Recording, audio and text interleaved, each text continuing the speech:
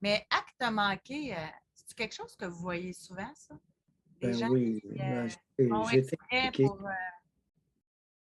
ben, exprès, inconsciemment. Acte manqué, c'est inconscient. Oui, j'ai témoigné. Je vous donne un exemple. Une femme vit avec un officier de police, un lieutenant. Je ne vous dis pas de quelle ville, mais un lieutenant de police. Et à un moment donné, cette femme-là est très jolie. Elle est, elle travaille au poste de police, mais à titre, non pas à titre de policière, mais bien de civil. Administration. Ouais. Et à un moment donné, elle a un enfant ou deux. Le type est chez elle. Ben avant, euh, est arrivé quelque chose, c'est que les deux, le lieutenant et elle-même, visitaient assez régulièrement les cellules du poste.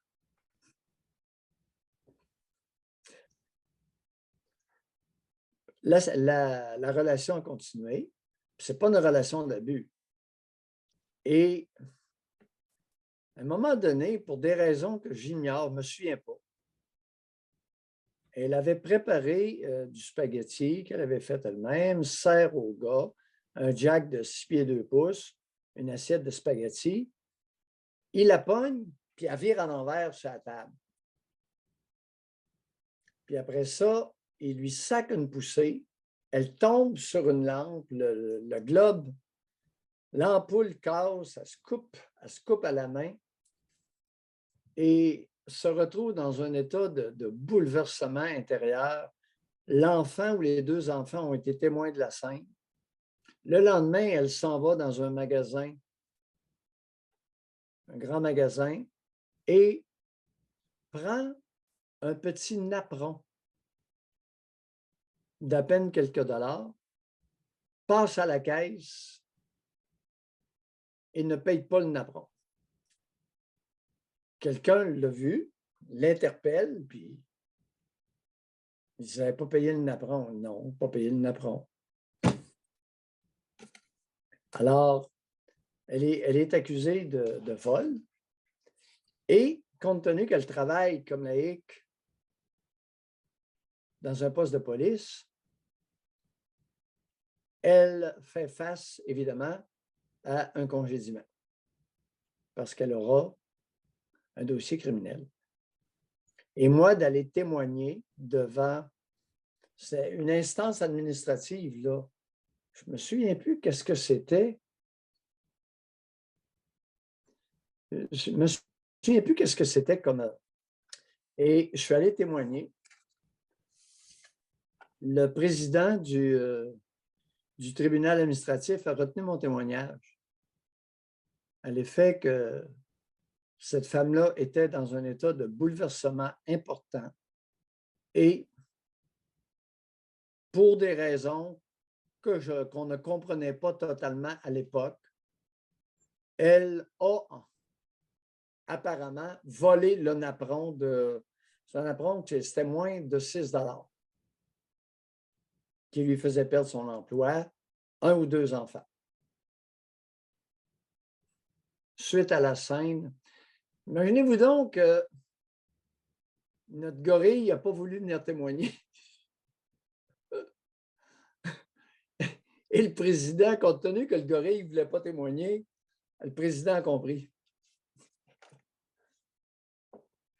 Elle a été réinsérée dans son emploi. Hey, quelle histoire. C'était il y a longtemps, ça fait au moins 25 ans de ça, 25-30 ans.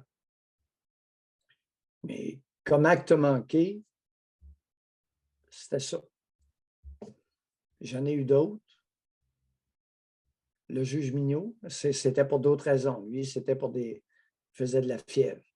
Le juge Mignot, au Québec, qui avait volé, il avait été accusé d'avoir volé 5 ou 6 petits articles à la pharmacie Jean Coutu de Montmagny. Puis c'était des produits dont il ne se servait pas. C'est ça qui m'avait mis la puce à l'oreille.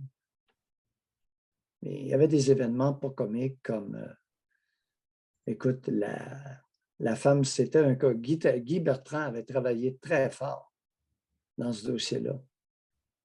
Et le matin de cet événement-là, la femme de ménage est venue témoigner à l'effet qu'elle avait ramassé une selle dans le lit. Fait que moi, il y avait toute une condition médicale à l'effet qu'avec la fièvre, faisant un peu de fièvre, il était confus. Alors ça, ce n'était pas un acte manqué. C'était un acte résultant d'une confusion suite à de la fièvre chez quelqu'un qui avait un problème circulatoire important documenté. Mais le vol, là, je ne pensais pas aller là ce matin, là, mais on en a parlé hier dans l'émission à la radio. Ah Parce oui? qu'il y a une technologie française qui est testée présentement au Québec dans une pharmacie qui appartient à une grande chaîne, genre Jean Coutu, Pharmaprix, etc. Okay? On ne veut pas dire c'est où, mais c'est des caméras qui sont installées un petit peu partout dans la pharmacie et qui, grâce à l'intelligence artificielle, est capable de détecter à l'avance, est capable de détecter selon des centaines de mouvements que quelqu'un peut faire si la personne va voler. Fait que, tu sais, exemple, quelqu'un qui met un objet dans sa poche, c'est assez simple, là, mais là, tout de suite, l'intelligence artificielle le détecte, envoie à l'agent de sécurité ou au gérant du magasin une note avec, tu vois l'image de la personne en train de faire ces gestes-là. Fait que là, ils sont en train de tester ça parce que dans les pharmacies, on en a déjà parlé, puis un peu partout, des vols, il y en a, c'est incroyable. Fait que, mais là, il y a une question d'éthique. L'intelligence artificielle, les vidéos, qu'est-ce qu'on va faire avec ces images-là? Est-ce que ces images-là vont être transmises partout dans le réseau de toutes les pharmacies, puis que la personne même 40 dans la pharmacie, elle va être identifiée comme quoi? Fait que c'est tout ça là, qui est en jeu. Puis même, d'ailleurs, cette même compagnie-là, en prévision des Jeux olympiques de Paris de 2024, là, ils sont en train d'installer à Marseille, justement, plein de caméras pour la sécurité. Ils font des tests là, pour, avec l'intelligence artificielle, la reconnaissance des visages. Si jamais il arrive de quoi, ils sont capables. Mais là, tout le monde pense au crédit social chinois. Tout le monde se dit qu'est-ce qu'ils vont faire avec ces images-là. Fait que, tu sais, là, on est rendu là. À un moment donné, là, moi, je me rappelle dans les années 2000, c'était Big Brother, qu'on avait peur. Bien là, c'est rendu ça. Fait que, mais là, ça évolue beaucoup avec l'intelligence artificielle. Mais tout ça pour dire que là, on a ouvert les lignes sur le vol à l'étalage, etc. Puis, on a des gens qui ont travaillé dans le domaine, des clients, des faux clients, du monde qui travaille au niveau de la surveillance, etc. Très souvent, les plus grands voleurs, c'est les employés. La plupart des entreprises se méfient de la clientèle, puis avec raison parce qu'il y en a, mais les employés, là, le nombre de passes qui vont changer un prix sur l'article avant que leur ami arrive dans le magasin pour que quand il arrive à la caisse, mine de rien, l'article est moins cher. Après ça, l'ami le donne à l'employé. Tu sais, tous des stratagèmes pour fourrer l'employeur, et pour voler. Mais rendu là, et c'est là, on est dans l'émission de Doc Mayou et José, rendu là, tout ce vol-là, jusqu'à quel point c'est par nécessité?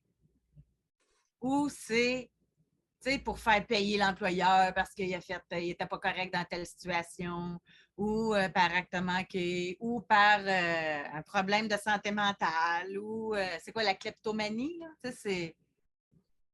Chaque cas doit être différent. Là. Puis Souvent. les personnes s'entendaient en général pour dire qu'il n'y a pas de profil type. Là. Il y en a, là, c'est des riches, il y en a que c'est des pauvres, il y en a que c'est des personnes plus âgées, il y en a que c'est des plus jeunes. Mais le vol, en général, c'est plus féminin, là, les petits vols. Mais ça me fait penser à la madame qui n'avait pas besoin de son petit napperon à 6 piastres. Là. Voilà. Ça, c'est la première chose que je demande. Lorsque je fais une expertise chez quelqu'un qui est accusé de vol à l'étalage ou qui a été reconnu coupable, et puis ça va avoir des conséquences, quel était l'objet ou les objets volés et à quoi devaient-ils servir? José, j'en perds mon crayon régulièrement. Mais oui, mais docteur, je n'avais pas besoin de ça. Ben, pourquoi vous l'avez volé? Je ne sais pas. Je ne José, sais pas. c'est pas. José, c'est fréquent. C'est que les objets volés, ce n'est pas pour du recel et c'est même pas pour une utilisation personnelle dans bien des cas. Je te le dis. J'en ai évalué beaucoup, là, en 43 ans. J'en ai évalué, puis on m'en a parlé, puis, etc. C'est Il y a le des personnes en défi psychanalyse, de ne pas évidemment, se qui faire vont. prendre. Pardon? Le défi de ne pas se faire prendre, du monde qui Ah, s'ennuie, ça leur donne une adrénaline. toutes sortes de. Et maintenant, tu as soulevé un point, je suis content que tu l'aies amené. On pourrait faire une étude, José. Pourcentage de femmes qui n'ont jamais volé dans un magasin. OK. Vous y allez de ce bord-là. Pourcentage d'employés féminins qui n'ont jamais volé. Des fois, je ne suis pas fin. Rentrez-vous le vol de temps là-dedans ou bien parlez vraiment voler, Non, là, non, non. Le temps, ça, c'est autre chose. Non, non. Voler un objet, là. Et moi, ce qui me renverse, c'est que la vaste majorité des vols est un objet d'aucune utilité pour le voleur. Ça, là, pour la femme qui a volé. Je comprends qu'il y a, dans les magasins, dans les supermarchés, il y a des vols de viande pour recel, pour faire de l'argent. Il y a des équipes, là, à Trois-Rivières, au niveau des voleurs, des receleurs. Je t'assure qu'on n'est pas à plaindre. J'aime autant te le dire. J'en entends parler, puis kleptomanie, ça, c'est beaucoup plus rare. C'est beaucoup plus rare. Moi, il y a une histoire qui vient de me remonter, là. Oui. Ça fait vraiment longtemps, là, OK? Je travaillais à Saint-Jean-sur-Richelieu dans ce temps-là, fait que ça devait être 1993, là, OK? Oui. Et les fins de semaine, je faisais des reportages publicitaires en direct d'un gros marché aux puces, là, en tout cas. Puis, il y avait un Grec. Lui, là, tu sais, dans les marchés aux puces, tu as du monde qui font toutes sortes d'affaires. Là. Lui, c'était les Oui. cadres laminés. Puis là, Des cadres les laminés? cadres laminés, Oui. là. Dans le temps, Oui. c'était bien la mode, là. Bon. Fait Oui. que, en tout cas, fait que là, moi, je l'annonçais. Puis, deux affaires qui me remontent. Premièrement, ils voulaient donc m'inviter à aller jouer au casino. Puis là, je disais, non, moi, je n'ai pas d'argent pour ça. Puis, j'ai pas. Non, je vais te donner de l'argent. Puis, tu vas jouer. Là, je sentais. Ça marchait. Là, avec le recul, des années plus tard, je me suis dit, ça devait être du blanchiment d'argent. Puis, ils voulaient m'utiliser. En tout cas, parce qu'ils insistaient. Je ne suis jamais allée. Mais, c'est parce que là, ça vient de m'allumer. J'avais pas pensé que c'était ça. À un moment donné, il m'est arrivé avec un cadeau pour me remercier de parler de lui dans mes reportages publicitaires. Un gros morceau de filet mignon gelé. Moi, je savais pas quoi faire avec ça. Je suis arrivée chez mes parents, c'était tout gelé, un tas d'eau là-dessus. En tout cas, ça m'a tout le temps marqué.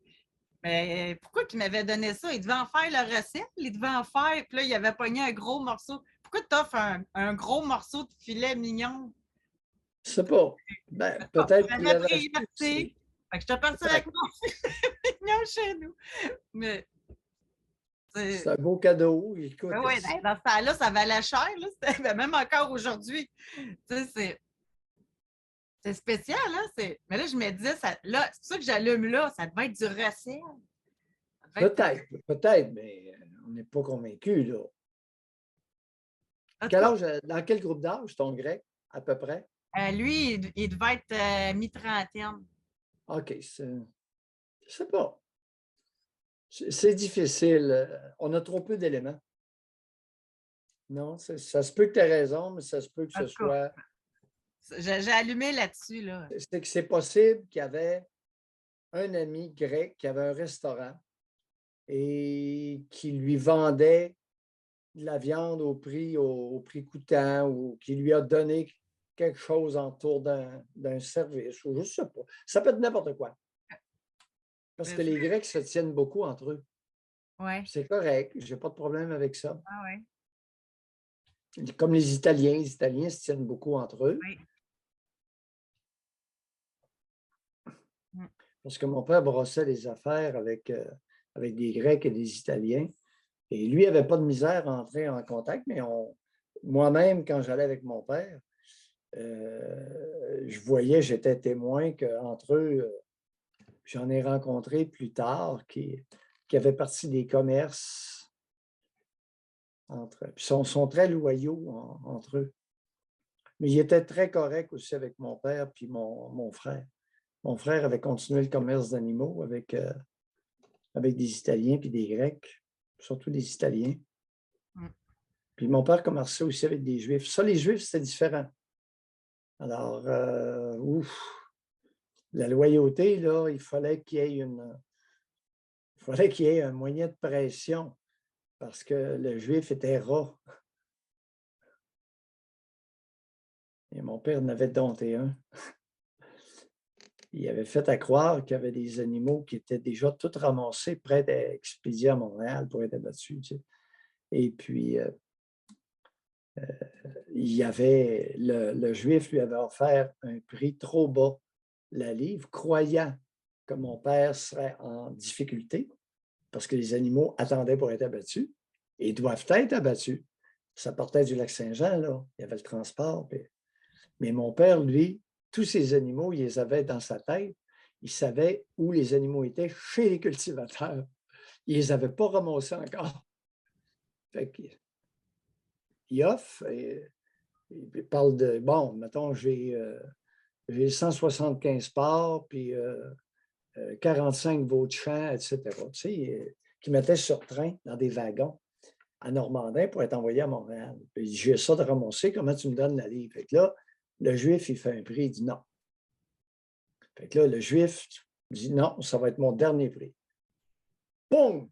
Mon père raccroche. La semaine suivante, rappelle le Juif. J'ai tant d'animaux, t'as ça, comment tu m'offres la livre? Oh! 20 cents de plus la livre. Il y avait d'autres Juifs. Le Juif voulait l'avoir, pensait l'avoir, le fourré. Oui. Non, non, les animaux étaient chez les cultivateurs encore. Ils n'avaient pas ramassé. Ma mère avait trouvé ça bien épouvantable comme stratégie. J'avais à peu près 7 ans à l'époque. Puis ma mère a raconté ça pendant des années, comment elle était scandalisée de la stratégie de mon père. Elle dit, t'es-tu fou? Elle dit, les animaux, tu les as pas achetés encore. Ben, laisse-moi tranquille. Il avait préparé le terrain. Ah oui. Puis à un moment donné, j'étais allé avec lui à Montréal. On avait emmené, je sais pas, il y avait une 60aine de veaux, des beaux veaux. C'était pour être abattu par le rabbin, là, avec un sabre. Et puis, tu peux être sûr qu'il m'avait emmené chez Canada Bikers. On était monté dans les bureaux. Hey, on sentait le fumier. C'est moi qui avais déchargé les veaux du camion. Hey, c'était pas propre après le transport. On sentait le diable, fait qu'on ne s'avançait pas trop vers les secrétaires. C'était tous les bureaux ouverts. On empestait, mais le chèque était prêt. Puis c'était parfait, tel comme convenu.